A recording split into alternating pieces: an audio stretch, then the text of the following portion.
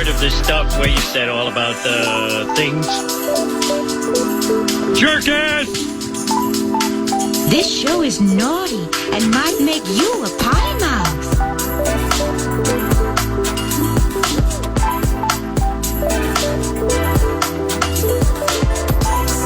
Well, PA and Nordo are down at TCO. We're waiting for them to get here. It's Meat Sauce. It's Tatum. Tatum, I was just telling you off the air. Getting 5 in the initials game, win or lose, is an incredible feat. Aluminum bat. Yeah. Like, there are just some, like, I've played it enough where, like, when it clicks, it's the best. When it, like, is handed to you, you're like your Aurora Borealis. Maxo had that because it's Sleeping Beauty. Yeah. I only know it because of my daughter. Yeah, I'm not a Disney adult. No, well, right. yeah, I guess some things were my favor, right? Yeah, like right. I am a Disney adult. Just went there in April for my mom's birthday. Like that's what she wanted us to do for her birthday. So yeah, so I'm a Disney adult and I'm Catholic, so it really worked out for me. Yeah, Altar Boy was good too. There was a lot of them. Corey's here. Hi, Corey. Maybe not. He's not. No. I don't know who he's talking to. Not us. But the best part though is when it hits you right in the wheelhouse. Like it is. And you didn't just it's one thing if you get them and they all go to the 6th clue. Then you're like, all right, but you felt like we went to the 6th clue a few times. Yeah, but not like I mean, I don't think I got one on the 6th clue because if I didn't have it by the 6th clue, I'm not going to know it. Like that's a good point. Like I feel like probably this is like terrible, but I don't know Al Bundy. Like I would have never gone there because I've never seen the show. Yeah. And there was another one I was like, there was no way I was going to get that. But the other thing too, though, that you did well that I think hockey can also talk about is when you didn't bite on Antonio Brown, that's another thing. Yeah. But that comes from listening to you guys. Correct. And that's how I prepare and like go into it because I'm like, okay, he's going to want me to say that. That's so I had that for like the first couple of clues. I'm like, no. When he said fictional, I was like, no way, that's him. He's a trickster. Yeah. That's the thing. You got it. You don't have to just think about what it is. You have to think about what he's trying to trick you into believing it might be. Yeah, I mean, as much as it is about like just being like trusting yourself, it's like so much about how he asks and like the way he words things. Like I like the gamesmanship. I love a good strategy. Yeah. She's a sneaky. No, I would something else. No, but that's I'm telling you. But as Hawk was just saying, that's half the battle. It is. If you know not to bite, yeah, then it opens you up to let it go more clues. You let other people. Get it run over by the train that is the fake clue, that whole thing. But you have to take the swings. Like, because I mean, Perry's no joke. Well, did he tell you out there? And I hope I'm not. Yeah, he said he had Aurora Borealis. Well, and that's the thing. He said he thought it was going to be kind of a pretty easy romp, so he kind of laid back a little bit and ended up costing him the game. Yeah, that's pretty cool. Because that was the difference, right? Yeah, for sure, that one was. Yeah. So if you're wondering what's going on, we're having technical difficulties. Right, they're getting hooked up down at. Still waiting for Winter PA. Park. Yeah, no. So PA's where I work, and I'm where PA works right now. How weird is that? Right. Yeah, it's funny. How long has it been since Winter Park, do you think now? 2017? Okay. Yeah. Maybe 2016, 2017, something like that. Was the last time you were there the last game of the season? Yeah. Yeah, it's incredible. Now, that whole area, TCO, it's unbelievably cool. It's Wolftown. I mean, just change the name of the place to Wolftown. I love it. It's Vikings Lake, so right, for sure, same thing. And the vision they had from the very beginning, it's coming into view now. You're starting to see it actually take shape. I love that. I mean, for the longest time, it was just a hotel and the facility, and now it's its own little town. That's pretty sweet. Yeah, you can live right across the street from the facility. How about that? Yeah, listen to training camp all the time. Yeah.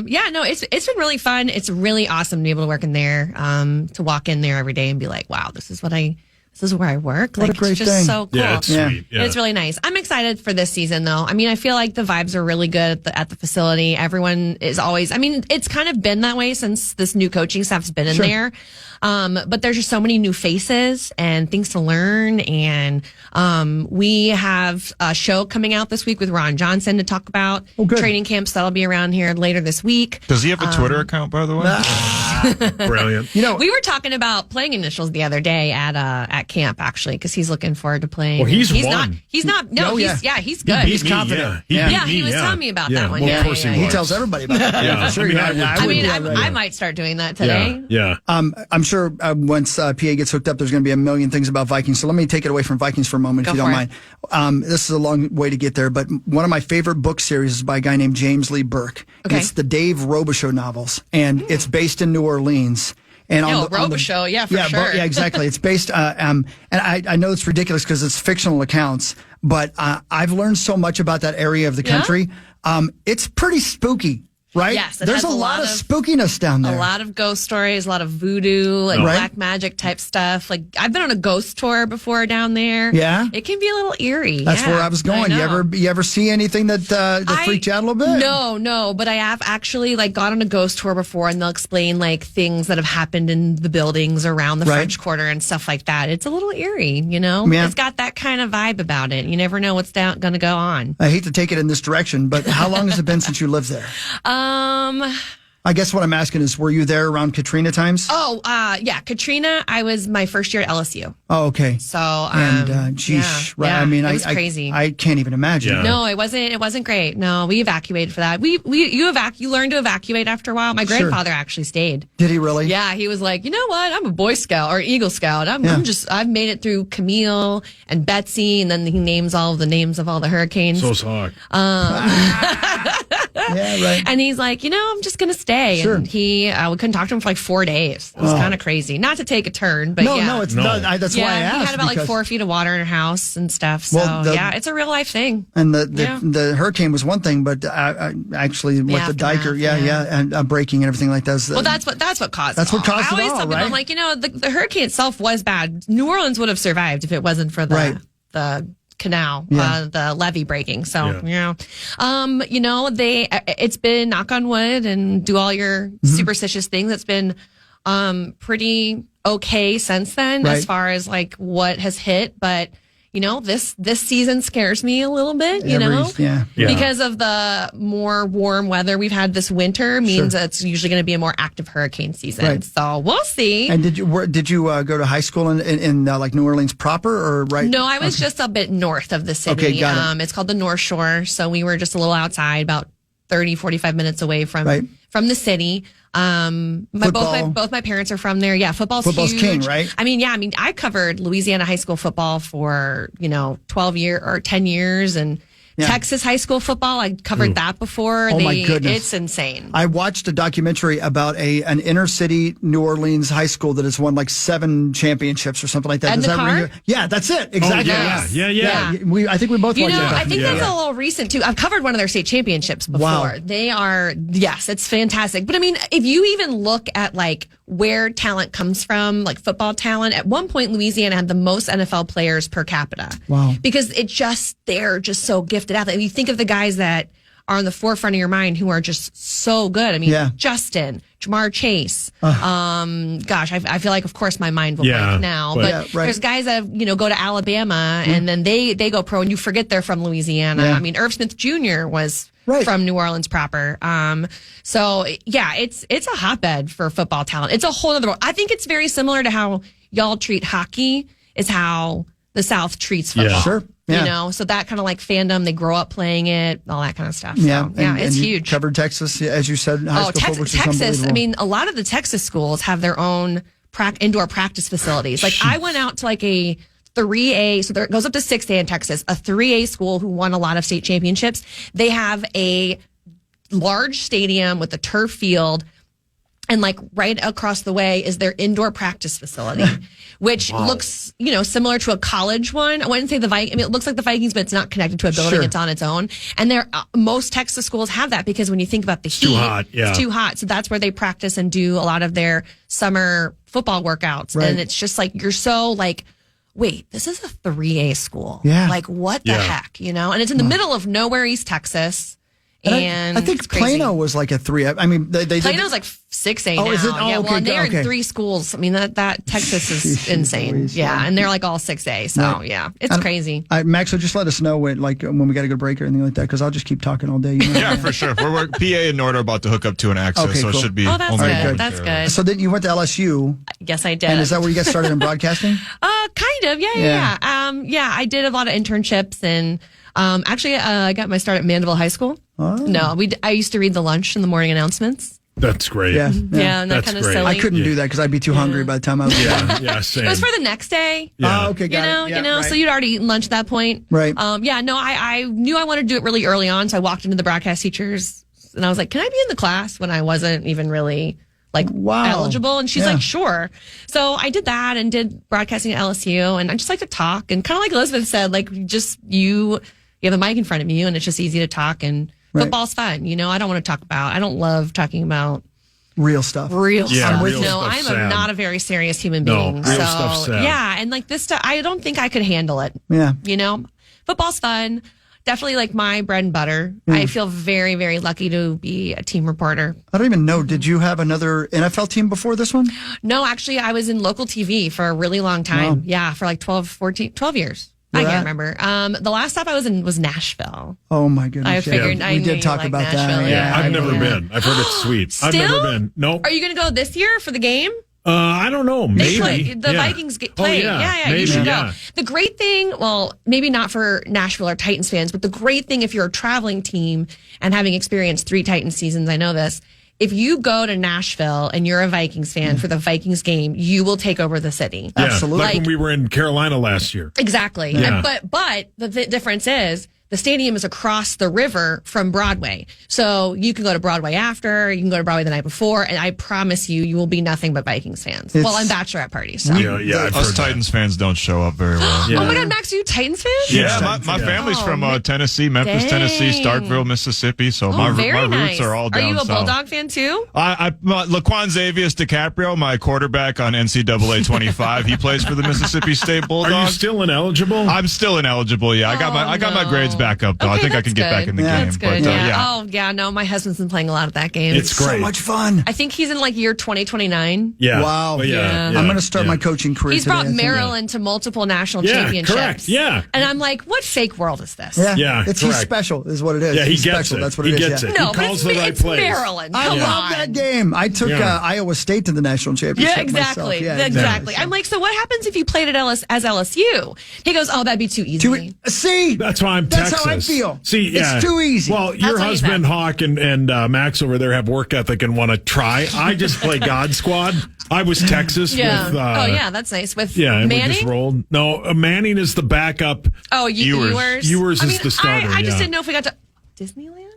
Oh yeah, he's Zach, a giant did Disney you get guy. Aurora Borealis? No, not as fast as you. Really? I figured if you're a Disney adult. Oh, he's a giant Disney fan. Yeah, Me too. Yeah, Me too. Yeah. I mean, like, don't get me started because, like, people who go, I'm always like, Zacho, here's my come on 10-minute now. spiel on Let's lightning hear it. lanes. Come Yeah, on, that's let's- our you two ball. should have a and conversation. Genie Plus passes and stuff like that. So RIP, if you're by the out way. there, yeah, Genie died. I know. Well, I haven't done my research on the new system, so don't come at me if you need Disney advice. Make it more complicated, why don't I they? hate that, don't they? I will say I've gone twice in the last 3 years, and I'm good.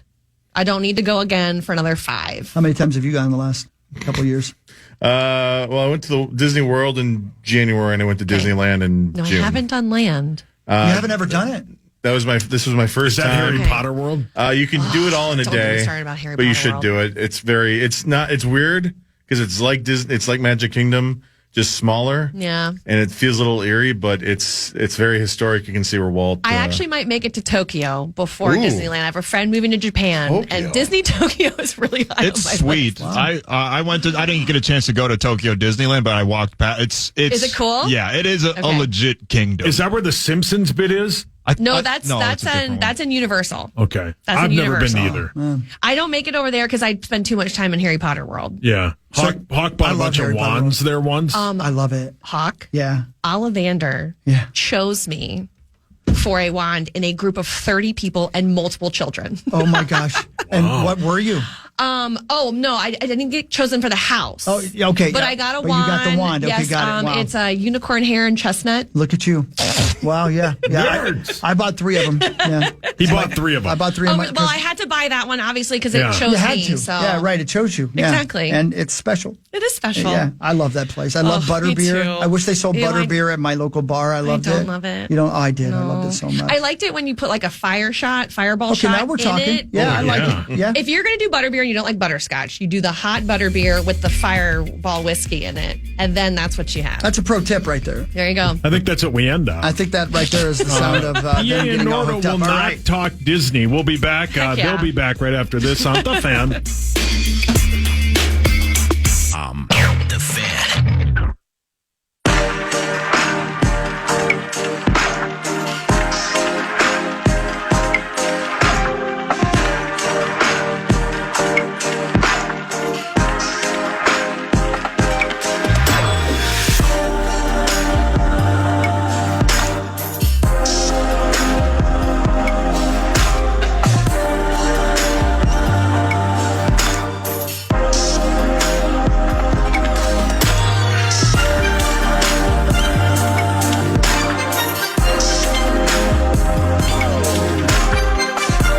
Copyright Barry Manilow. It looks like we made it. Looks like we made it on the radio. And welcome to the 9 to noon show. It's about 9:20. We had some technical difficulties within the Vikings Entertainment Network TCO radio studio. So producer Eric Nordquist and yours truly, Paul Allen, have relocated to the exclusive Vikings Radio Network perch, overlooking 3 perfectly manicured practice fields, really 4, but it seems they're doing some manicuring to the Mike Hughes Memorial Field to our far left.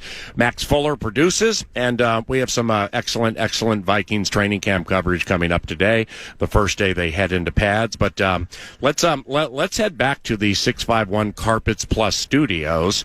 Nordo and yours truly, we're here for some steamy in-pads football action later today. Meanwhile, joining us from the juggernaut KFAN after the Initials Invitational is Tatum Everett from the Vikings Entertainment Network. She's in my chair. I'm out at her facility, and I understand we're talking to an Initials Invitational qualifier and or somebody en route to a potential championship. Congratulations. Thank you. I was fully expecting to have to defend myself as not being the brightest crayon in the box today, but I am elated. This is crazy, PA. I feel like I can walk into Egan with my head held high. Well, I mean, when you and I put this together yesterday, and I started crafting a couple of questions just off the cuff, like the first one I wrote was "What went wrong?" No one had me at all, and that's fine. Neither did Parrish. Parrish was like, I let a few go a little bit longer because I thought I'd have a little bit more time, and when you started kind of getting a few, I had to change my strategy up a little bit. So, not offended. I probably would have doubted me as well. No, I'm playing with you, but due to the technical issue related to terrorism, I was not able to listen to initials. What were the initials? AB. AB. Okay, so how many did you end up with? 5. Wow. I well know. Done. Thank you. I came in here with 5 points total in 2 games. So that was pretty, and the last time I was at Initials, I only got 1. So needless to say, I had a little bit of a redemption today, which is nice. Who were you battling? Grumpy I was up Parrish against and who else? Parrish, John Bonus, Eric Solhansky, Elizabeth Reese. So yeah, that's 5. How did the game go? Did you blast out of the gate? Did you have to, Perry had an early lead. I had one I got Aurora Borealis pretty fast after one clue for the second one. They did a Disney reference, and that's like right in my wheelhouse. So he was up, I think, like 3-1, and then I tied it up 4-4, and then walked off with the win with Altar Boys. So this thing was a spine tingler. It was. I was shaking. I've never been more nervous in my life. I get nervous going on air sometimes, but I'm never shake. Definitely shaking. Did you feel at any step of the journey, Tatum Everett, Yes. who housed initials today and advances in the initials invitational, which is a signature contest as we go at FM 100.3 KFAN? Did you feel at any point there was any cheating or chicanery to try to keep you down? Oh, no. I don't think so. I've been sitting in the same seat every time I do it, so I can't even see Parrish or Bonus in the other room. And I don't know.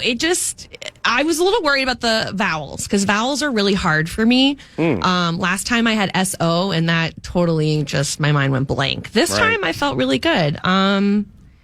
I still am in disbelief. I really am. I just can't believe it. I really so can't. sweet. I do feel like it's a little bit more street cred though. I feel like maybe, maybe you didn't know exactly who I was or, what I was doing in life, but I feel like I've got a lot of Twitter love right now, which usually is not the case.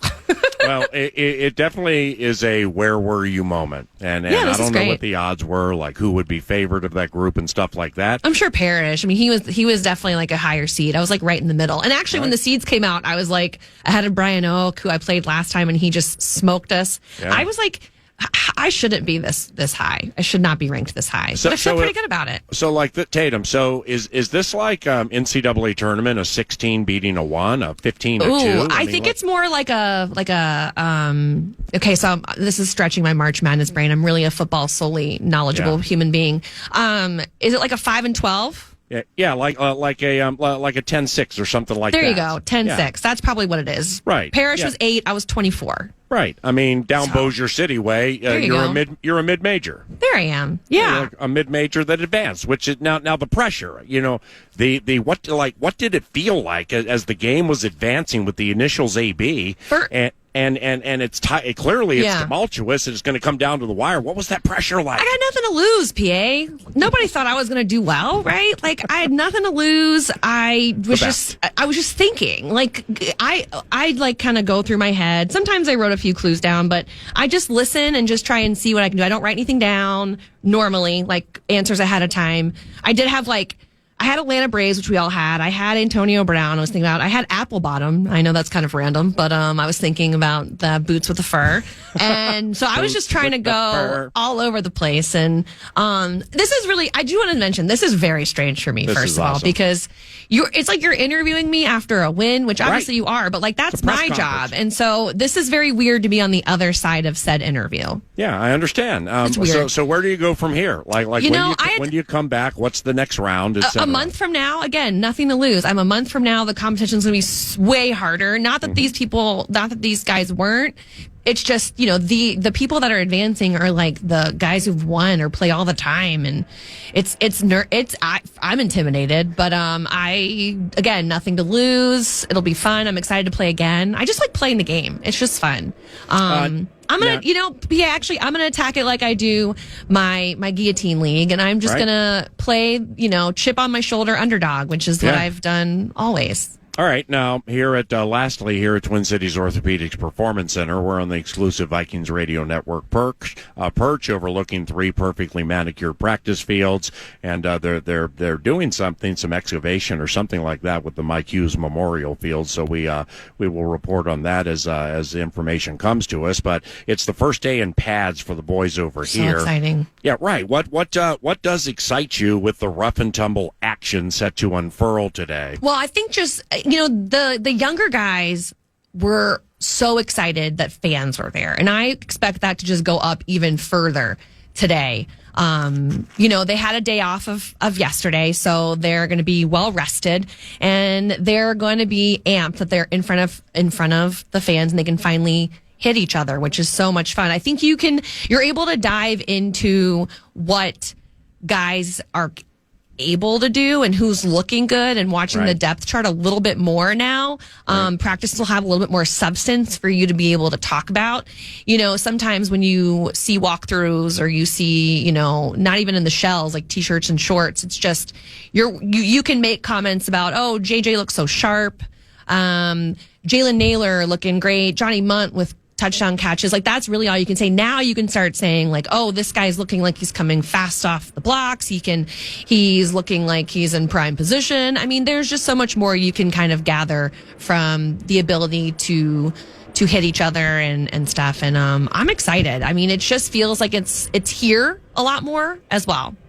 On behalf of Love Covenant Productions, we are not only very proud of you, we're very happy for you, and we look forward to following your initials-related journey as it continues to unfurl. And I'll be at practice today. Yeah, I'll see you later. I'll see you out there today. Congratulations, Thank you Tatum. so much. Bye, guys. Yep, that's Tatum Everett with the Vikings Entertainment Network. She advanced via the Initials Invitational today, and as Nordo knows, that ain't no easy task, right? That was a big move by the girl today. No, it's massive, and it was Tommy Olson last week, and I don't have it in front of me. I don't know what Tatum's seed is, but it's the tournament, while being fun, has been a little top-heavy at times. Right. So I don't want to, I mean, who is she? Is she University of Maryland, Baltimore County? Right. Is she Lehigh beating Duke? Yeah. I don't know exactly if we were going to liken it to the tournament, but Tommy was certainly an upset by astronomical proportions. I couldn't believe that. Winning's tough. I never play anymore except for the tournament. Yeah. So I still don't know how I made it to the championship last year. It's a lot of fun,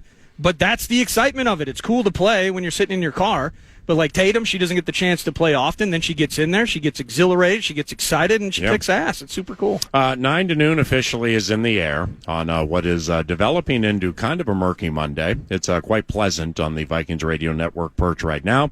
The windometer was not needed today because we don't have windy skies. I mean, it's we got a lawnmower guy, about ready to come execute his toil. But meanwhile, during break, hopefully he turns the other way, so we don't have to hear that. You hear planes above us.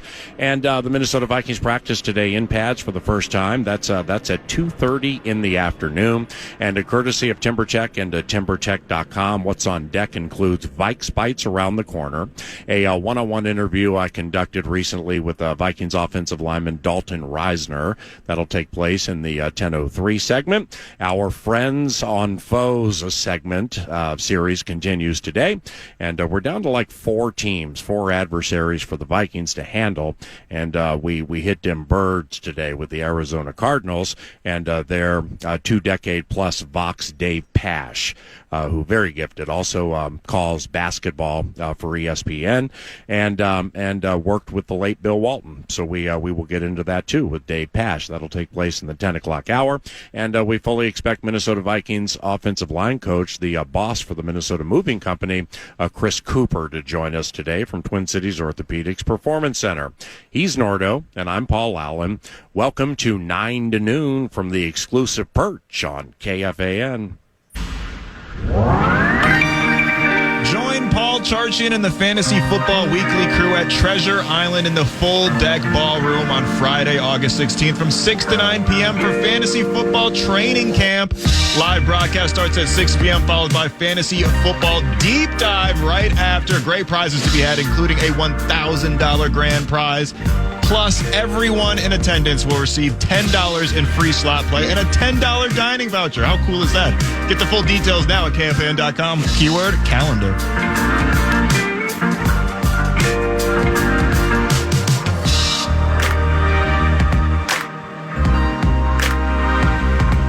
Let's unfurl Vikes Bites 9 to noon and mix it up not only with some Minnesota Vikings conversation during the course of the 9 to noon radio show from the exclusive Vikings Radio Network perch. We are facing east as we see it here at Twin Cities Orthopedics Performance Center, looking at this palatial purple paradise with players set to come out a little later today for the first padded practice. And but there is very interesting news that has popped not only from over the weekend but really this morning from our division, the NFC North. But first to the pertinence, Vikes Bites is provided by. Yeah, the great people at Thousand Hills Lifetime Grazed Grass-Fed Beef. Go to thousandhillslifetimegrazed.com. Clearwater, Minnesota-based company. It's Matt and everybody doing a terrific job with a terrific product, regenerative agriculture. You can go to the website, get a box of meat to show up at your doorstep, or go to your local Coburns and Co-op locations. Thank you, Thousand Hills. For the Chicago Bears, some reports now that they've gone into pads. They did so last week. I believe it was Friday. There were some really, really positive reports from Caleb Williams over the weekend, the way he's working with the veteran receivers, and Rome Odunze, the rookie from Washington. Also, with the Detroit Lions, and this just popped this morning, and I'm looking at the Twitter machine, at the X machine, and something called the 33rd Team FB has really put it appropriately. The Detroit Lions are all in. The favorites to win the NFC North during the course of the offseason have signed their quarterback Jared Goff with a 4-year, $212 million deal.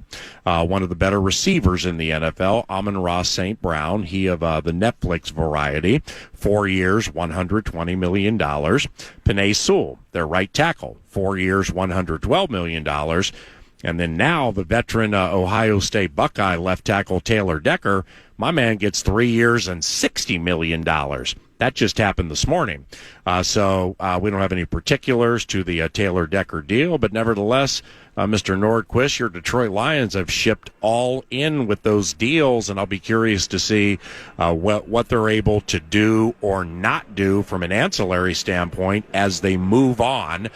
But getting to the NFC Championship game last year, playing the way they did for the most part, they firmly believe they're sitting on a Super Bowl and a Super Bowl victory, and they have pushed all of their black and banana chips and the purple chips into the middle of the table. Yeah, and it feels like in some way the Lions are just farther along the process than we are. I mean, the Vikings have been trying to get younger and more financially flexible while supporting and kind of surrounding itself with some stars. We've done that. And we'll see what Dallas Turner can do this year, all those things. But when you look at the Lions, Jared Goff, the way he's played, and it's just removing him from McVay, what would he look like? All of those things. He's the best quarterback in the division, in my opinion, right now. Penei Sewell, what they've been able to get out of him, it feels like a lot of cash. Like we just signed Darisaw, I think, to a contract that's maybe just a few $1 million more for our left tackle than what they just paid their right tackle. But getting the veteran and Taylor Decker back in, they should absolutely be all in. As close as they are, if you're just kind of moving pebbles to kind of balance the scale, defensively that was the issue with Aaron Glenn's defense over the last couple of years. And adding Terry and Arnold, Brian Branch is an absolute super young stud that has a ton of promise. And then you have Aiden Hutchinson, Aleem McNeil. If Marcus Davenport actually ever is healthy, is there any proof whatsoever that he'll play another NFL game? We shall see, but he's there. DJ Reed, they've done absolutely everything they can to say that this is the vibe, this is the culture that we wanted through Dan Campbell, and we're ready to win now. And in some ways, it's tough to say that about a team in your division, to watch the lovable Moreaus, just the all-time losers that the Lions have been for so long. And now the jump that they've made over the last few years is so impressive.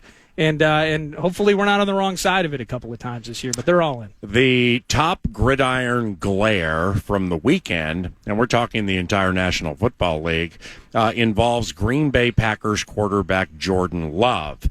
And the fat deal my man received. On second down, Love with an empty backfield. He's about to be hit, and he is sacked. DJ wanted him, and DJ got him. He now has 3 sacks this season. It's 3rd and 17. This Jordan Love deal, is it gridiron glare or football folly? Takes the Myers snap. Minnesota rushes 3.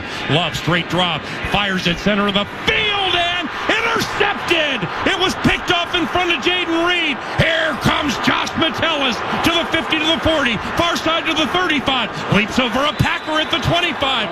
He's Josh Metellus with a big interception. Middle of the 3rd quarter, and the Vikings have turned over all that is green and gold. Gridiron glare or football folly, it really doesn't matter. The chief rival for the Minnesota Vikings has its franchise quarterback and paid a pretty penny for undoubtedly quite the gifted young man. It's 4th and very short for Green Bay from the Vikings 24. Love play action. Boots out to the left. Another man wide open. Bo Melton incomplete. Terrible pass by Jordan Love. Wow. He had Bo Melton wide open for a first down or a touchdown, but Love, what's Love got to do with it? Everything there. Vikings ball. Now, from ProFootballTalk.com, Jordan Love is one of the 3 highest-paid quarterbacks in the history of the National Football League. There was a subsequent story when it comes to the cash of it all, like all the quarterbacks in the NFL now, who's going to be scooping the most chips and who's going to legitimately get the most cash, and that's still going to be Patrick Mahomes.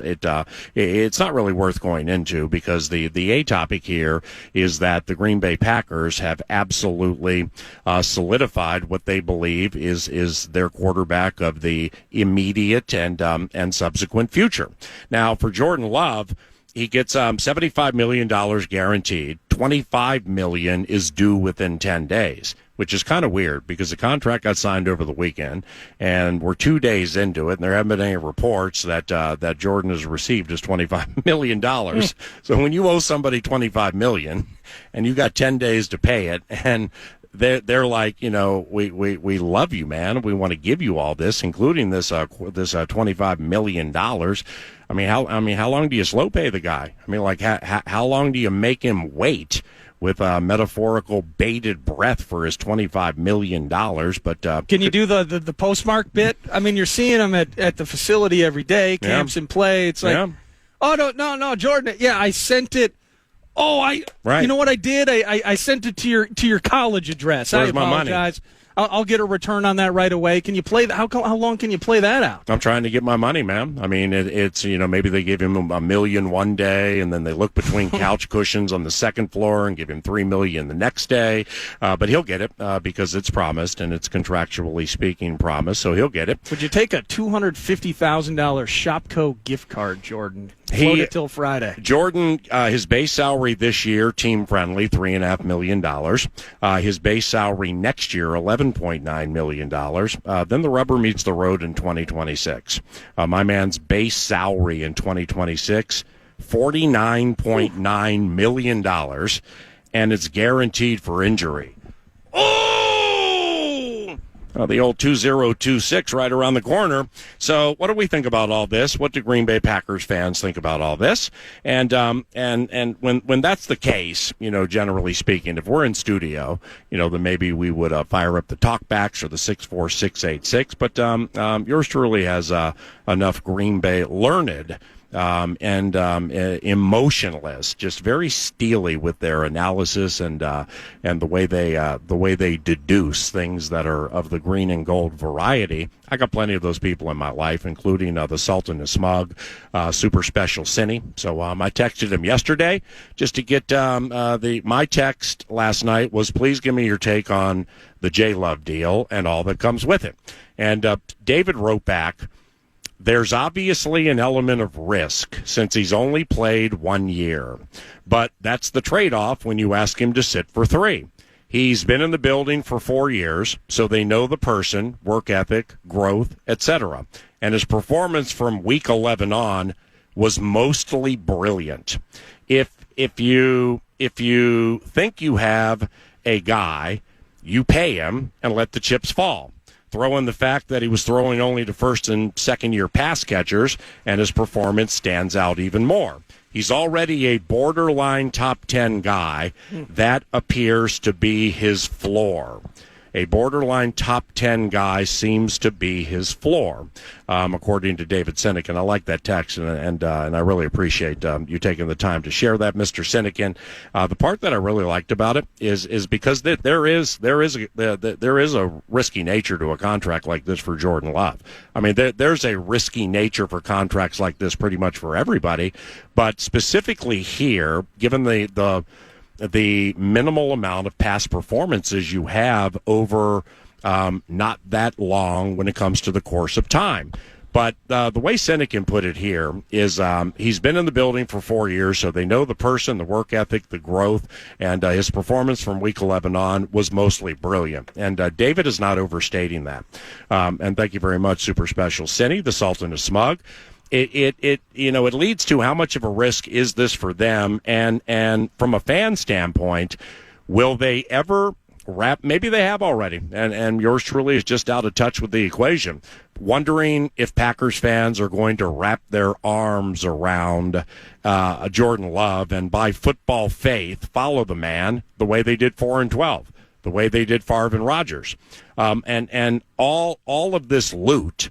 $75 million guaranteed. All that loot is off 18 starts. All right, 18 starts. So, like Cindy texted, they think they know exactly what they have. Obviously, now last year with Jordan, he went for 32 touchdowns and 11 interceptions on 64% with a yards per attempt of 7.2. You can win a lot of games with that, and they did win a lot of games, and they killed fraudulent Dallas in the first round, and quite honestly, had a wonderful, wonderful chance to beat the San Francisco 49ers, the team that went to the Super Bowl, and Jordan Love lost the game for them on the final offensive play. But that doesn't mean Jordan Love is a loser, because without Jordan Love during the course of that game, they would have gotten blown out. And, whether you're a Vikings fan, an NFL fan, a Packers fan, or whatever, it's very unfortunate to see what Jordan did on that final play when he rolled out to the right and threw across his body. We had some back leg terrorism again, which I'll get to in a minute, because I think it's a legitimate problem with him and something on which they'll need to work, which maybe they have. And he had Tucker Kraft wide open left flat to get another first down and just move the chains. Jordan was following Matt LaFleur's plan so beautifully in that game. Absolutely so beautifully. He went out of body on the last play, and it cost him the season. That doesn't mean that's who he is. That's who he was in that moment, but honestly, I don't believe that's who he is. I was very impressed with Jordan Love over, let's say, the final 10 or 11 games of the season. He goes 32 and 11 on 64. He starts every game. In 2 playoff games, he completed 67% of his passes with 5 touchdowns and 2 interceptions. His yards per attempt in the postseason was 8.5. Damn, I mean that's moving the ball right there through the air. Another thing that popped into my head, and I might start working on this today to see what I can unfurl. I just wonder what Aaron Jones, now Vikings running back, longtime Packers running back, thinks of this deal for Jordan Love.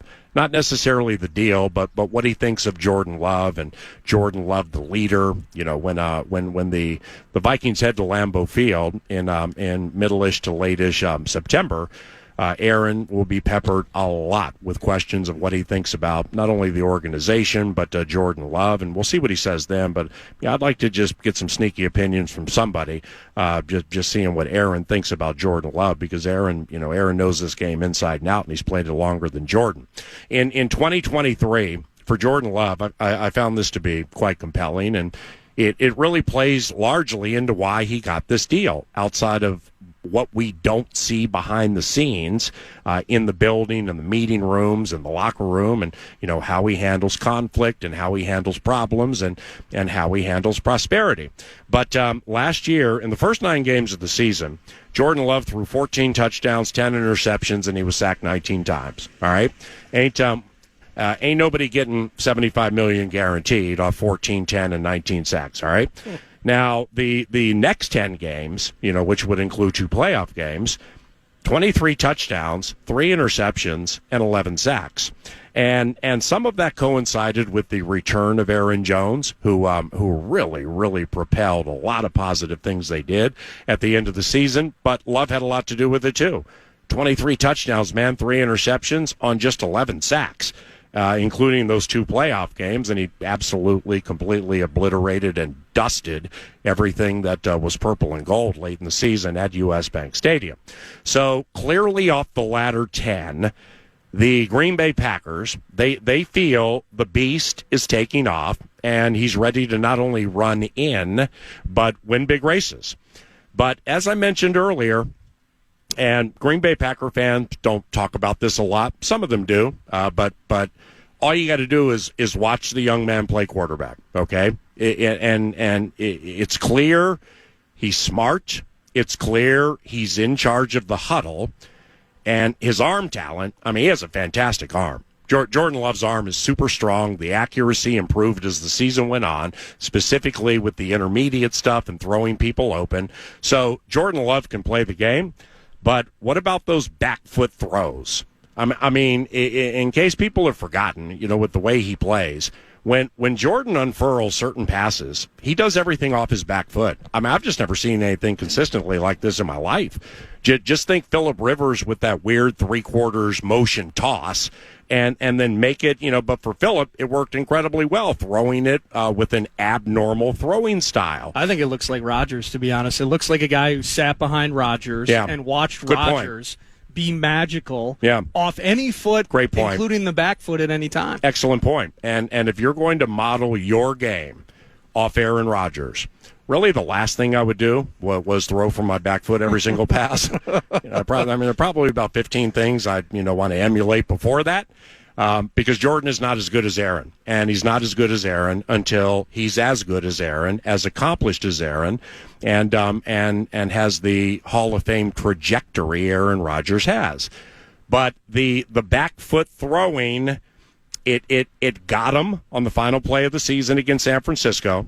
And it's going to get them at times they cannot see right now, because it's just you have to be a certain type of talent to really work around what he does almost every single throw from the back foot. So I'll be curious to see if they've worked on that in the offseason, if it indeed is Aaron Rodgers-esque every single time. But he's a quarterback on the rise, and they paid him for it. And we'll see what he looks like when they come into the season. But congratulations to Jordan Love. Yeah, congratulations to him as a human. It was the amount of money was shocking to me, because Aaron sat behind Brett. They didn't immediately. I don't remember them making him the highest paid or near the top of the totem pole financially. So it was a little shocking to me. I've heard many Packers fans, including what you were talking about, Cindy. The sentiment is kind of, well, that's the going rate. That's the cost of doing business, and ultimately they did get themselves a pretty good one. And I think as a Vikings fan, I'm trying to think about right now J.J. McCarthy sitting behind Sam Darnold. Now, will that be for 3 years? I don't think so. But all the same, the point is prescient. The fact that what do you do in that aspect? You're either starting your guy day one and you get all those physical reps on the field, or you do sit him and you get an opportunity to let this kid develop and then put him out there when he's truly ready.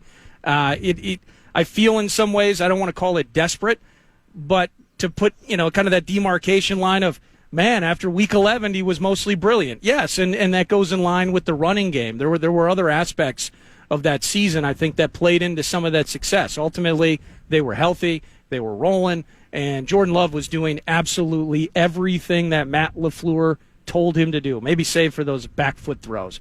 So, and in the end, he played a winning game. Anders Carlson misses that 41-yard field goal that would have made it a 7-point lead before the Niners rolled down. It may have been McCaffrey with about a minute left, and that put them in desperation mode. That put the ball in Jordan's hand for that ugly pick to end the game. So he is a very good quarterback. I, as an outsider, I'm still skeptical in terms of what we saw in 2023.